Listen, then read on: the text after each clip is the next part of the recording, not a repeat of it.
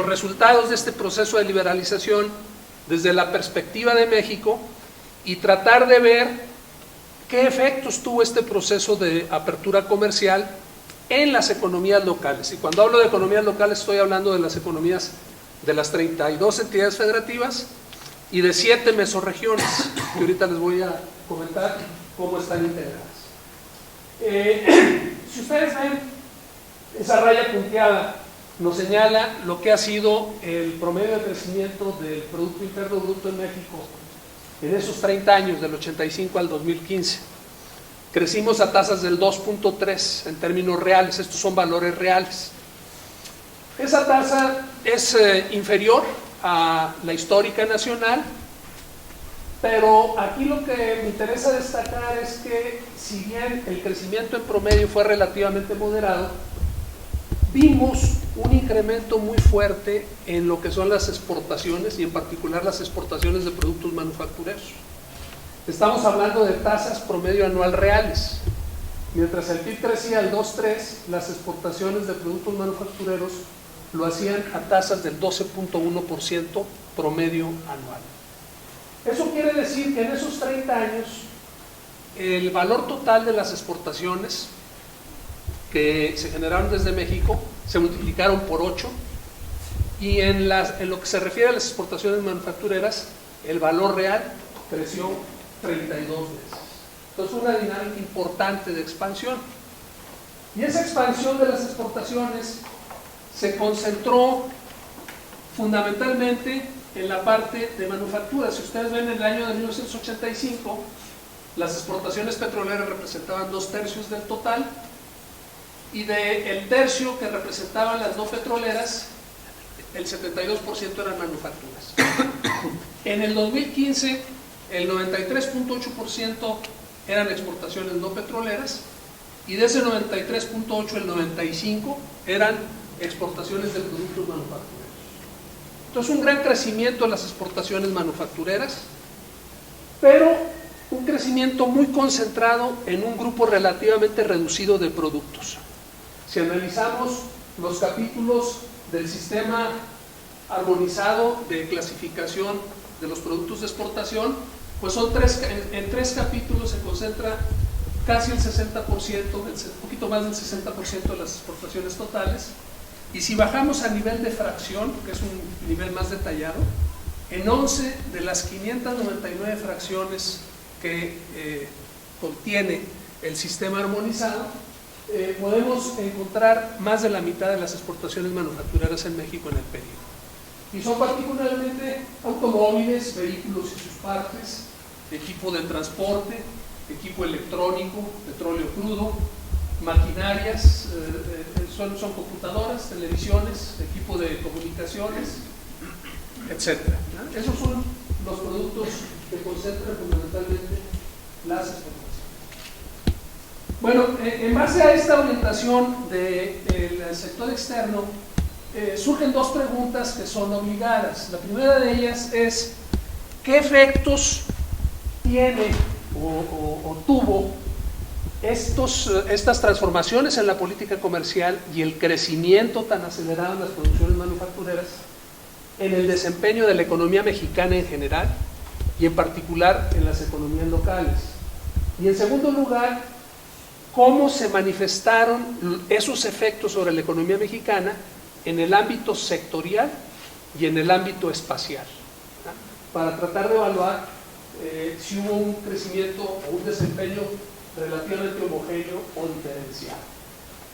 La teoría económica lo que señala es que cuando hay procesos de liberalización del comercio, se profundiza la especialización en las economías que participan en esa liberalización, y eso permite acceder a economías de escala y permite incrementar la eficiencia económica de sus aparatos de producción. Pero estos efectos pueden ser diferenciados tanto a nivel regional como a nivel sectorial. En el caso de la dimensión espacial y sectorial, los efectos asociados a la liberalización del comercio en sus impactos sectoriales y en sus impactos espaciales. Esto fue teorizado por dos autores, uno de ellos mexicano y el otro un premio Nobel de Economía, Paul Krugman y un estudiante del doctorado de él, mexicano, Livas, teorizaron los efectos que genera en los países emergentes en desarrollo un proceso con esas características. Ellos lo que señalan es que cuando hay proteccionismo, para tratar de tener economías de transporte y de aglomeración, para que cueste menos llegar al mercado, llevar los bienes y servicios y llevar los insumos para su producción, eso genera un patrón espacial altamente concentrado. Los factores de producción, la gente, el capital, el trabajo, se concentra en pocos lugares para tener acceso a esos beneficios. Y eso se da, digamos que un resultado que acompaña a estos procesos de integración es la formación de lo que se conoce como las megaciudades. En el caso de México, pues la Ciudad de México. ¿Qué pasa cuando hay un proceso de liberalización del comercio? Bueno, eso altera el balance en la distribución espacial de los factores de producción, dependiendo de en qué lugar se abren las oportunidades. En este caso, las oportunidades se abrieron al norte de la frontera, en el mercado de los Estados Unidos, que concentra el 80% de las exportaciones que se hacen desde México. Y entonces, bueno, lo que queremos, lo que nos planteamos como tema de investigación es analizar esos efectos. La evidencia empírica lo que nos muestra es que en el marco de esta liberalización se dio un proceso de relocalización de actividades productivas, especialmente en algunos sectores de las manufacturas, de la Ciudad de México hacia una veintena de ciudades que están localizadas al norte de la Ciudad de México, fundamentalmente sobre el altiplano, desde la frontera hasta la capital. Querétaro, Aguascalientes, León y ciudades del norte. Bueno, lo que se ha visto también en la investigación empírica es que esa dinámica se ha concentrado fundamentalmente en un grupo pequeño de sectores, que son sectores en los cuales se tiene acceso a lo que se denominan economías de escala y economías de aglomeración especializada por sectores. Y eso ha ocurrido fundamentalmente en los sectores que ahí se señalan: la metalmecánica, la industria básica de hierro y acero, y en particular, estos últimos tres, la electrónica, la industria textil y la industria automotriz. Y aquí la racionalidad es fundamentalmente optimizar los costos de transporte, tanto de los insumos como de los bienes y productos finales, para el acceso a los mercados. Y eso se hace fundamentalmente buscando economías de aglomeración y economías de escala. Bueno, eso es lo que normó los objetivos de nuestro trabajo. Nosotros buscamos alcanzar 4 objetivos. El primero, ver si este cambio en la estructura de las exportaciones afectó la estructura de la demanda final de las economías locales y de la economía nacional. Las exportaciones forman una parte de la demanda final, y lo que vimos en la economía mexicana es que creció muy rápido las exportaciones crecieron muy rápido y ganaron peso en la demanda final. Entonces eso intuitivamente nos muestra que hubo un cambio en la estructura de la demanda final, y lo que queremos ver es cómo ese cambio, primero si hubo un cambio en la estructura de la demanda final, y en segundo lugar, cómo impactó ese cambio en la demanda final el desempeño de las economías locales. Para hacerlo, construimos modelos de insumo-producto para las 32 entidades de México y para 7 mesorregiones, y lo hicimos con observaciones de 3 años, 2003, 2008 y 2012. Y utilizamos una metodología desarrollada por un autor, un grupo de 3 autores norteamericanos, Siegel y otros 2 autores, ahí está la referencia, que desarrollaron una metodología para evaluar el desempeño económico cuando hay un cambio en la estructura de la demanda final. Y finalmente, aplicamos un coeficiente que se llama coeficiente de Sharpe para evaluar el desempeño entre los dos indicadores que nos permiten medir el desempeño de las economías locales. Un primer indicador es qué tanto pueden crecer las economías locales, cuál es su expectativa de crecimiento. Y un segundo indicador es qué tan estable o inestable es ese crecimiento. Y eso lo medimos por un indicador de volatilidad que es la desviación estándar. Es la varianza, pero nosotros usamos el cuadrado de la varianza, que es la desviación estándar. Y entonces, con esos indicadores y la aplicación de esa metodología, hicimos la evaluación. Ese método de Siegel lo que hace es combinar dos herramientas ya disponibles y muy asentadas en el campo de la economía. Por una parte, lo que es la teoría del portafolio, que fue desarrollada por un autor de apellido Markovich, y por otra parte, los modelos de insumo producto que fueron desarrollados por Vasil Leontiev. Esta propuesta consiste en combinar esos dos enfoques y calcular esa V, lo que mide es la volatilidad, mide la estabilidad o inestabilidad, es un indicador de estabilidad o inestabilidad del crecimiento. Bueno, las regiones que consideramos para la valoración de nuestro estudio fueron esas 7 regiones que están pintadas con colores en el mapa de la República Mexicana, y las determinamos fundamentalmente con criterios muy pragmáticos. Primero, que fueran regiones contiguas, que los estados colindaran uno con otro. Segundo, que no se repitieran. Tercero, tomamos también como criterio la distancia respecto a la frontera. Y cuarto, algunos rasgos geográficos importantes, podríamos llamar accidentes geográficos importantes. Por ejemplo, las cadenas montañosas y los litorales. Y en función de eso, integramos estas 7 regiones. Pero el análisis también lo bajamos a nivel de entidades federativas. Ahí vienen algunos indicadores generales de esas 7 regiones. Viene qué estados lo forman, cuál es la participación en la superficie total territorial del país, en la población y en el valor de la producción.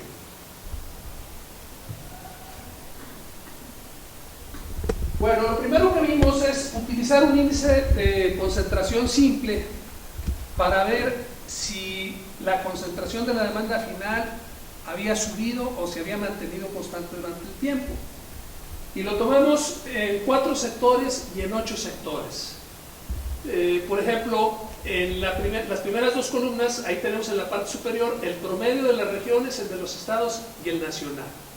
Entonces, en el año 2013, ese índice nos indicaba que los 8 sectores que tenían mayor participación en la demanda final concentraban casi la mitad de la demanda final, en 8 sectores.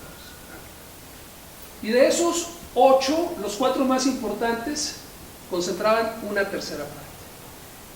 Y el cambio con respecto a la observación inicial es el que observamos en la tercera columna. Entonces, si en el 2013 la concentración llegó a 43%, en 2003 era 43 menos 9. El 9 es el incremento que se experimentó en el tiempo. Y los 4 sectores más importantes son los que concentraron la mayor parte de esa variación. Casi arriba del 80%, ¿no? En el caso de las regiones el 83%, en el caso de los estados el 83% y en el caso nacional el 86%. Entonces lo que vemos es que efectivamente hubo un cambio en la estructura de la demanda final. Esto es un indicador de que hubo un cambio importante. Bueno, con esa ecuación medimos la volatilidad. Y aquí tenemos trazada la línea de volatilidad de la economía nacional, pero eso lo hicimos también para las regiones y para los estados. Y lo hicimos con los 3 años para los cuales pudimos construir matrices de insumo producto y calcular los índices de volatilidad. Estos son los cambios en términos relativos. Igual, tenemos aquí nada más la observación a nivel nacional y para cada una de las 7 mesorregiones que identificamos. Este es el cambio en términos relativos. La parte del cambio que se explica por variaciones en los coeficientes de abasto, que sería el desarrollo de las cadenas productivas, de los sistemas, de los sectores de producción, y que parte por variaciones en la demanda final. Entonces, por ejemplo, a nivel nacional, hubo una reducción en la volatilidad debido a que hubo en esos años un incremento en el porcentaje de abasto de las cadenas de proveeduría nacionales. Y ese fue compensado parcialmente, bueno, casi totalmente, por los cambios en la estructura de la demanda final. Y luego tenemos el efecto neto en la volatilidad. Bajó ligeramente la volatilidad. Esos indicadores los tenemos para cada región. Por ejemplo, en el noreste encontramos una situación muy diferente. La volatilidad a nivel general creció al 28% y creció tanto por una reducción en los coeficientes locales de abasto, 9.1%, como por los cambios en la estructura de la demanda final. Y entonces esa economía se hizo más volátil, ¿no? Entonces vemos cómo podemos ir evaluando el desempeño de cada economía. Esta gráfica nos permite poner en una sola gráfica la información, en este caso, de las regiones. Lo que tenemos en el eje vertical es la esperanza de crecimiento que nos daba la economía de cada región. Por ejemplo, la economía de la región noreste, que está arriba a la derecha, nos daba una esperanza de crecimiento del 3.6%. Y en el eje horizontal lo que tenemos es el indicador de volatilidad. Nos daba el 3.6%, pero teníamos una desviación estándar arriba del 8%. Entonces es un crecimiento relativamente alto, pero muy volátil, muy inestable. Hay otra región, por ejemplo, la región altiplano centro-norte, que tiene un crecimiento muy parecido, el 3.5%, pero con mucho menor volatilidad, apenas arriba de 5, es decir, hay 3 puntos de diferencia en la desviación estándar. Entonces tenemos un feedback entre esperanza de crecimiento y volatilidad, y tenemos zonas en donde podemos ubicar rangos. Por ejemplo, el noreste está en el rango muy volátil de crecimiento y está en un rango medio alto de crecimiento. Y acá el sur, por ejemplo, está en un rango bajo de crecimiento, pero también está en un rango muy bajo de volatilidad. Y entonces se trata de ver cómo podemos integrar en un solo indicador esos dos elementos. Esta es la misma gráfica, pero para los estados. Vean, por ejemplo, el estado de Coahuila tuvo un crecimiento arribita del 3%, pero con una volatilidad de 16%, un crecimiento muy inestable.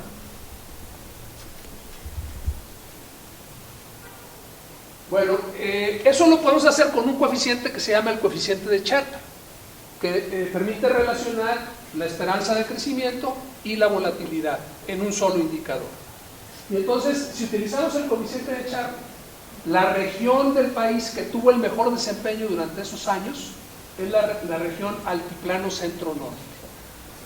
Y luego la región noreste, la región noroeste, la centro, y así sucesivamente, hasta la región sur, que fue la que tuvo el desempeño menos favorable.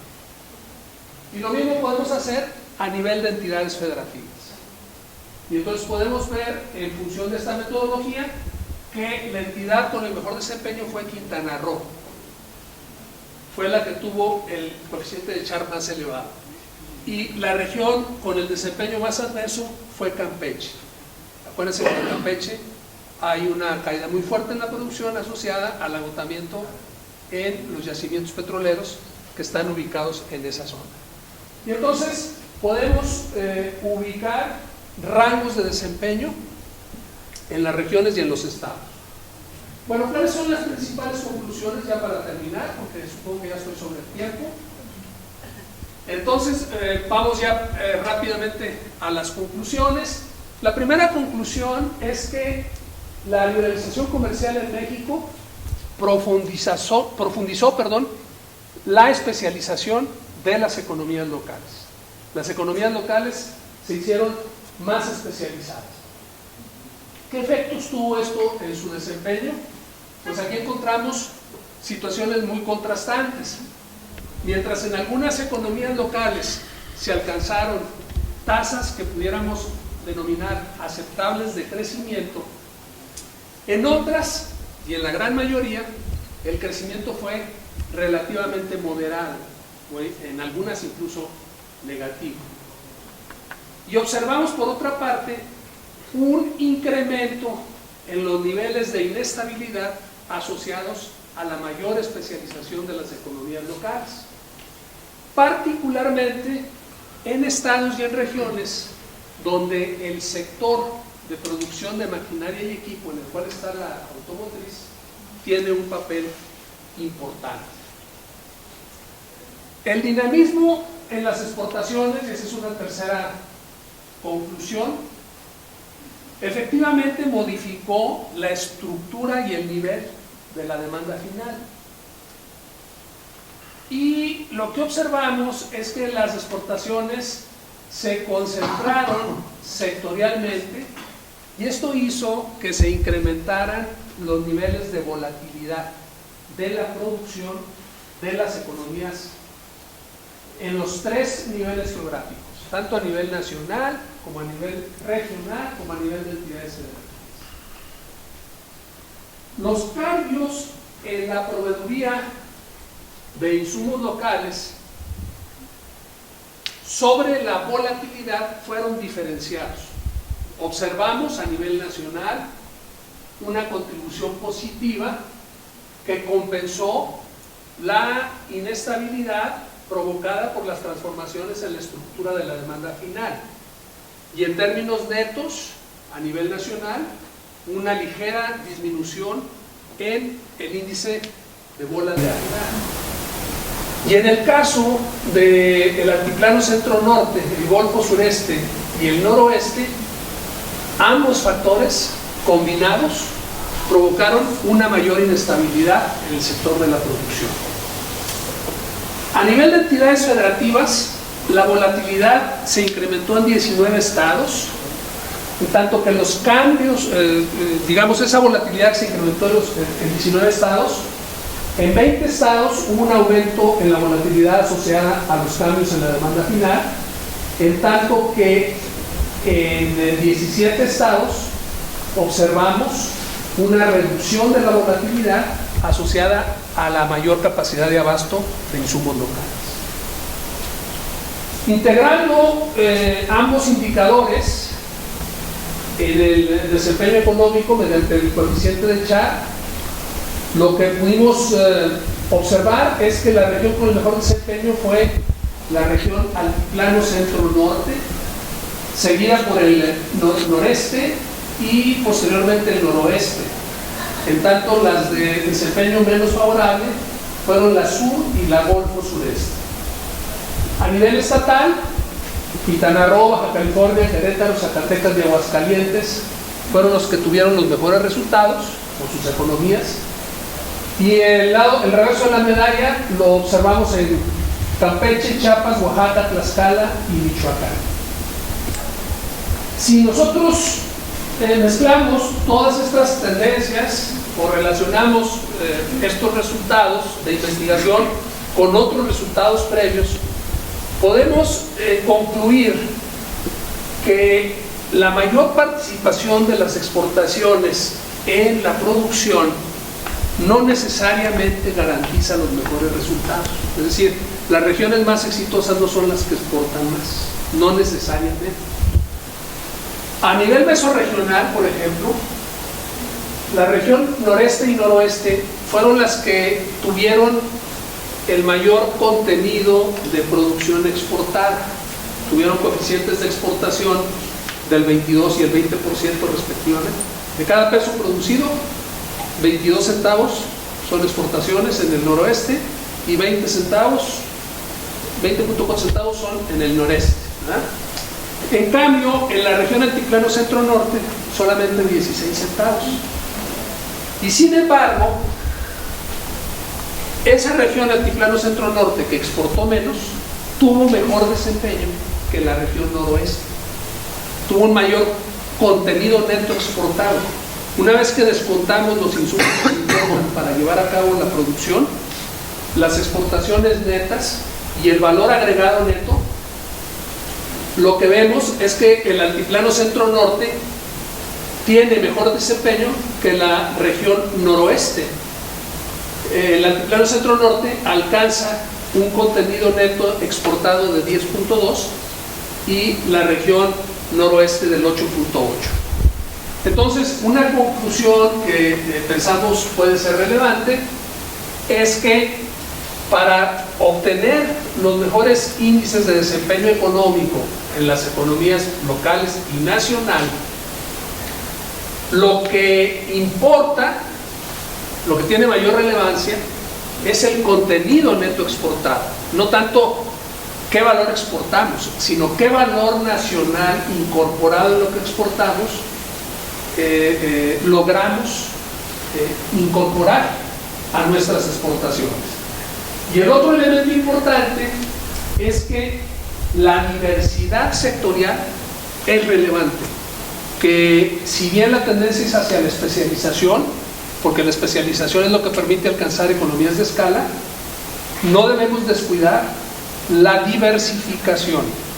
Y la estrategia de diversificación en el mundo contemporáneo es basada en la estrategia de fortalecimiento de clústeres de actividad económica, que son actividades económicas interrelacionadas.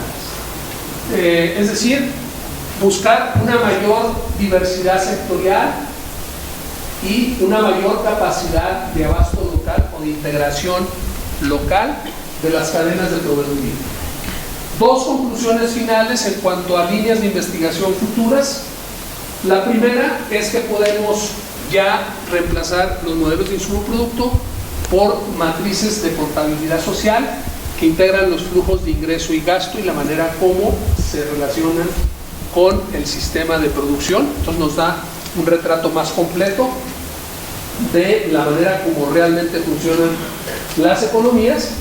Y la segunda es que podemos aplicar técnicas de optimización restringida para correr ejercicios de simulación que nos permitan evaluar el impacto de diferentes opciones de política económica sobre el desempeño de las economías locales mediante el impulso a estrategias de diversificación basadas en un enfoque de clústeres de innovación.